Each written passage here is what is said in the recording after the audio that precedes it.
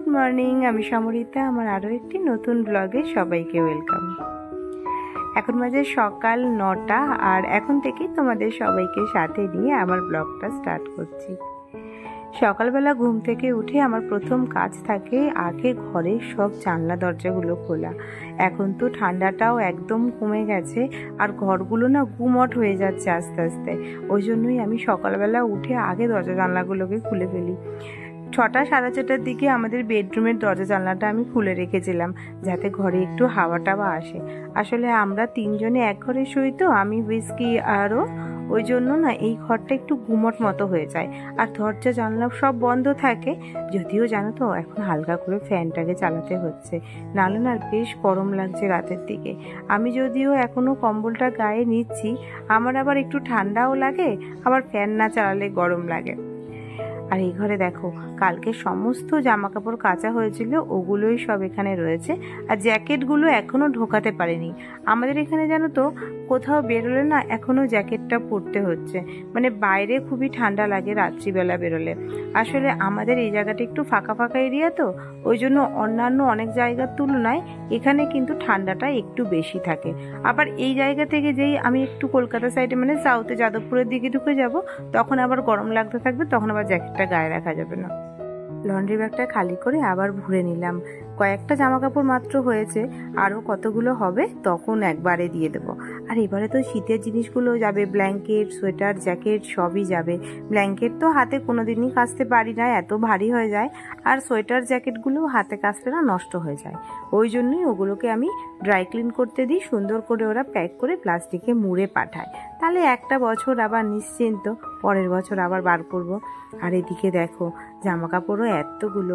এই কাজটা না আমার খুব বিরক্ত লাগে, জামা কাপড় গোছানো, মানে খুব বোর লাগে এটা করতে আমার। বাকি সব কাজে মোটামুটি ঠিক আছে, কিন্তু এই জিনিসটা আমার অতটা ভালো লাগে না। তো কি করবো, আর বড় কাজ আমার নেই, সেটা হচ্ছে রান্না করতে হবে না। আজকে রাত্রিবেলা যাব একটু রেস্টুরেন্টে খেতে। এটা কিন্তু আমার বর আমাকে ভ্যালেন্টাইন্স ডে উপলক্ষে একটা ডিনারের পার্টি দিচ্ছে। ভ্যালেন্টাইন্স ডের দিনই যাওয়ার কথা ছিল, কিন্তু ওই দিন তো আবার এবছর সরস্বতী পুজো পড়েছিল। আর এই সরস্বতী পুজোর দিন না আমাদের কমপ্লেক্সের মধ্যে পুজো হয়, আর কমপ্লেক্সের মধ্যেই আমরা খাওয়া দাওয়া করি। দুপুরে ভোগ খাওয়াই, খিচুড়ি, লাবড়া এসব, আর রাত্রিবেলা লুচি, একটু আলুর দম আর বোঁদে দিয়েছিল। তো যাই হোক, ওই দিনটা ওখানে হয়ে গেছে, খাওয়া দাওয়া করেছি, ওখানেই কাটিয়েছি। তবে ওই পার্টিটা তো আর মিস করা যায় না, ওই ট্রিটটা, সেটাকেই বলেছি যে আজকে যাব। আর আমাদের 3 বান্ধবীকেই 3 বান্ধবীর বর নিয়ে যাচ্ছে, মানে ওরা 3 বন্ধু আর আমরা 3 বান্ধবী। তো যাবো সন্ধেবেলায়, ওই জন্য আর রান্না বান্না তো কিছু করব না, দুপুরবেলা যা আছে সেগুলো খেয়ে শেষ হয়ে যাবে, আবার কালকে করব। এই দেখো, এই শাড়িটা আমি এবছর সরস্বতী পুজোয় পরেছিলাম, তবে এটা কিন্তু নতুন শাড়ি নয়, 4-5 বছর আগের শাড়ি, মানে আমার বিয়ের আগের শাড়ি এটা। আর এই শাড়িটার সাথেই এই সুন্দর ব্লাউজটা ছিল, পিস খুব সুন্দর লাগে কিন্তু ব্লাউজটা, ওটা আর কি বানিয়েছিলাম, পিস ছিল ওটার সাথেই। শাড়িটা কিন্তু এখনো খুব ভালো লাগে। আর সরস্বতী পুজো মানেই একটু হলুদ ঘাসা কিছু পরবো, সেটাই যেন আমার বরাবর ভালো লাগে। তবে এবছর আর কোথাও বেরোয়নি, আমার ওই দিনকে খুব শরীর খারাপ ছিল, গলা ঠান্ডা লাগা। সেই ঠান্ডা লাগাটা যদিও এখনো রয়েছে, এখনো কাশি হাঁচি এগুলো তো রয়েইছে। কয়েকটা জামা কাপড় রয়েছে, এগুলো একটু হাতেই আজকে কেচে নেব, কারণ কালকেই মেশিনে অনেক জামা কাপড় কেচেছি, ওই জন্য আজকে আর মেশিন চালাবো না। এই কটা জামা কাপড় তো এগুলো হাতেই কেচে নেব।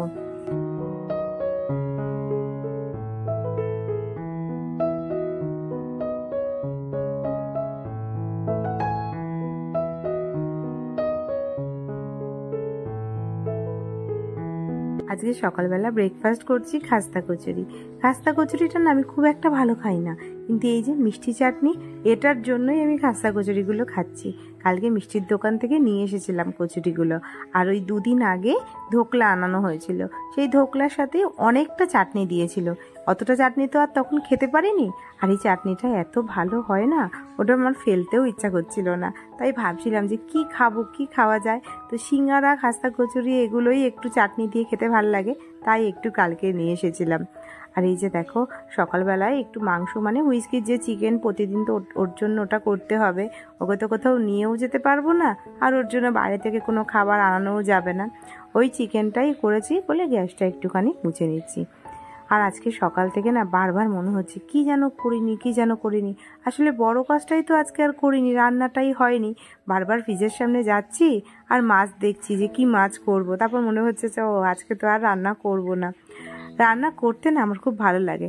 সংসারী বউদের বিভিন্ন গুণের মধ্যে এই একটা গুণ থাকে, যে রান্না করার গুণটা। আমার এই একটা গুণই খুব ভালোভাবে রয়েছে, সেটা হচ্ছে রান্নাটা আমি করতে খুব ভালোবাসি আর খাওয়াতেও খুব ভালোবাসি।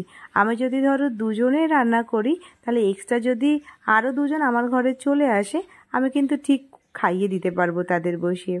আর এখানে দেখো কতগুলো বাসন ছিল, এখানে কিন্তু সব আজকে সকালের না, কালকে রাতেরও 2-1 বাসন ছিল, সেগুলোই সব মেজে নিচ্ছি। আজকে একটা বড় কাজ করব। আজকে যেহেতু রান্না বান্না নেই, তাই তাড়াতাড়ি করে স্নানটা করে নিয়েছি। আর এই যে দেখো, এদিকে থাকে আমার তুলসী গাছটা, কিন্তু আমি এদিকে স্লাইডিংটা সরাতে পারি না। স্লাইডিংটা না একদম চেপে গেছিলো, আজকে অনেক কষ্ট করে সরালাম। আর এই গাছটাকে আজকে একটু ট্রিম করব। তুলসী তলায় যেহেতু স্নান করার আগে হাত দেওয়া যাবে না, ওই জন্যই স্নান করে নিলাম। যদিও বলে যে এই কাটিং কিন্তু মেয়েদের নাকি করতে নেই, তবে আমার এখানে তো আর কেউ করার নেই, আমাকে করতে হবে, তা নাহলে গাছটা আর বাঁচবে না। আর দেখো এতটা বড় হয়েছে গাছটা, পুরো ঝুলে পড়ছে।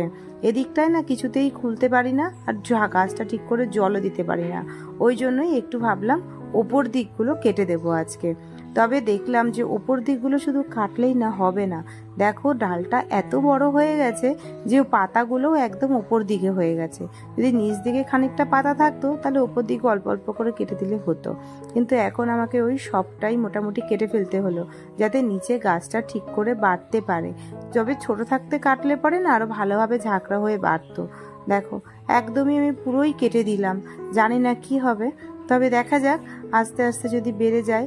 আর আমি এই দিকটাতে রাখলাম, এই দিকটা স্লাইডিংটা ভালোভাবে রেগুলার খুলতে পারি, তো তাই জন্য রেগুলার সুন্দর করে একটু জল দিয়ে স্নান করাতে পারবো, একটু তুলসী মঞ্জুরা ধোয়াতে পারবো, ওই জন্যই ওই দিকটায় রাখলাম। তবে ওই দিকটা হচ্ছে আমার উত্তর পশ্চিম দিক।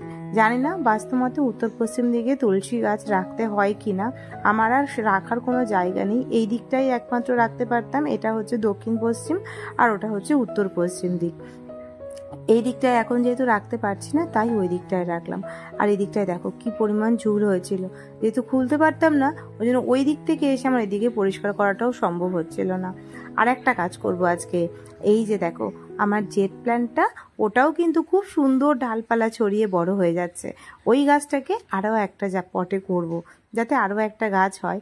এই দুটোই তো ইনডোর প্ল্যান্ট হবে, মানে জেট প্ল্যান্ট তো ইনডোর প্ল্যান্টই, তো এটা কিন্তু ঘরের অন্য কোনো জায়গায় রাখলেও অসুবিধা হবে না।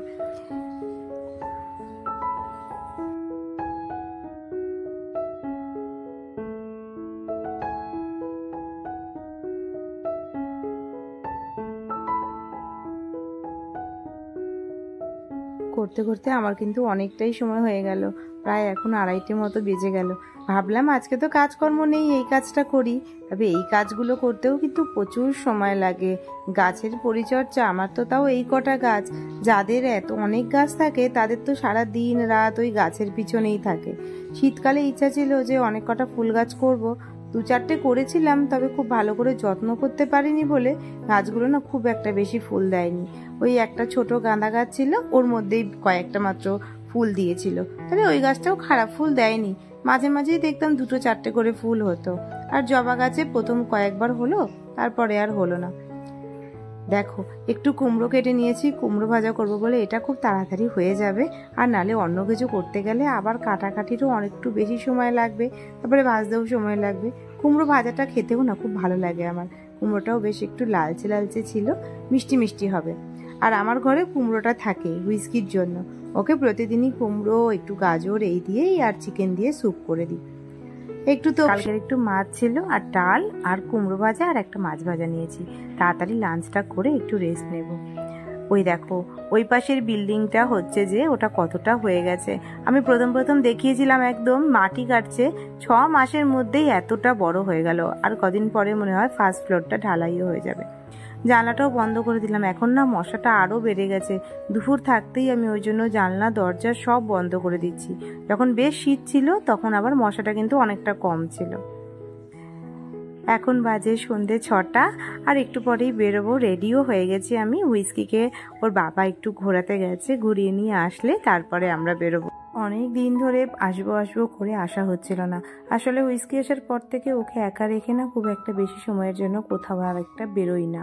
কিন্তু আমার বরের খুব ইচ্ছে ছিল আসবে, আবার পূজারও খুব ইচ্ছে, আর পিঙ্কিদিরও। তিনজনের ইচ্ছে থাকাতে আমি আর এবারে আমার ইচ্ছেটাকে দমিয়ে রাখলাম না, বেরিয়ে পড়লাম। আর ও দেখো নিয়ে এসেছে আজকে ম্যান্ডারিন। ম্যান্ডারিন হচ্ছে একটা চাইনিজ রেস্টুরেন্ট।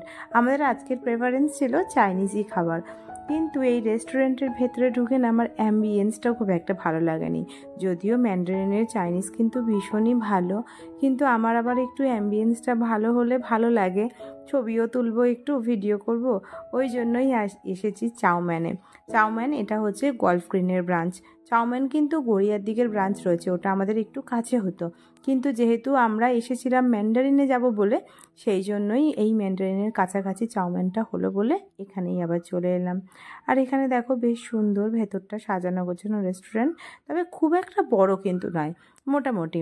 প্রথমে আমরা একটা স্টার্টার অর্ডার দিয়েছিলাম। আমরা আজকে একটা স্যুপ অর্ডার দিয়েছিলাম। স্যুপটা হচ্ছে মানচাও স্যুপ। আমরা এখানে বেশিরভাগই সব কিছু প্রন দিয়ে নিয়েছিলাম, তার কারণ হচ্ছে পিঙ্কি দিয়ে প্রন ছাড়া অন্য কোনো কিছু খায় না, মানে চিকেনটাও খায় না আর অন্য কোনো মিটও খায় না, শুধু মাটনটাই খায়। তো ফার্স্টের আইটেমটা আমরা সবাই একই খেয়েছি, তারপরে এবার যে যার মতন নিজের পছন্দ মতন খেয়েছে। আর এখানে দেখো একটু ফ্রাইড নুডলস দিয়েছিল এটার সাথে মিক্স করে খেতে। স্যুপটা কিন্তু খুব সুন্দর ছিল আর অনেকটা ছিল।